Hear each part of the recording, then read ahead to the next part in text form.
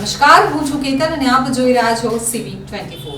છેલ્લા કેટલાક દિવસથી રાજ્યમાં અવિરત વરસાદ વરસી રહ્યો છે, જેને લઈને શાકભાજીના ભાવ આસમાને પહોંચ્યા છે, તો ગૃહિણીઓના બજેટ ખોરવાયા છે। રાજ્યમાં અનેક જિલ્લાઓમાં ભારેથી અતિભારે વરસાદ વરસી રહ્યો છે, જેને કારણે શાકભાજીની આવકમાં ઘટાડો નોંધાયો છે, જેથી આવકમાં ઘટાડો થતાં શાકભાજીના ભાવો વધતા જોવા મળી રહ્યા છે। તો શાકભાજીના ભાવમાં ધરખમ વધારો થવાના કારણે ગૃહિણીઓની ચિંતામાં વધારો જોવા મળી રહ્યો છે। વરસાદને કારણે શાકભાજીની આવકમાં ઘટાડો થયો છે, જેને લઈ અને અનેક શાકભાજીના ભાવમાં વધારો જોવા મળી રહ્યો છે।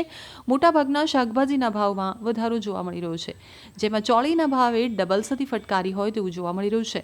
અવિરત વરસાદના કારણે મોટાભાગના શાકભાજીના ભાવમાં ધરખમ વધારો જોવા મળી રહ્યો છે। ચોળીના પ્રતિ કિલો ભાવ ₹200 પહોંચી ગયા છે, તો પ્રતિ કિલો ભીંડાનો ભાવ ₹100 થઈ ગયો છે, જ્યારે ટિંડોળાનો પ્રતિ કિલોનો ભાવ ₹120 સુધી પહોંચી ગયો છે, તો પાપડી ₹140 કિલો, તો ફણસી ₹120 થી ₹160 કિલોના ભાવે વેચાઈ રહી છે।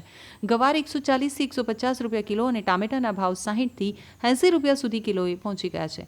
કોથમીરની વાત કરીએ તો ₹150 કિલો અને મરચાંનું ₹100 કિલોના ભાવે વેચાણ થઈ રહ્યું છે, તો રીંગણ ₹80 કિલો અને ગલકા તેમજ તુરિયા ₹100 કિલોના ભાવે વેચાઈ રહ્યા છે।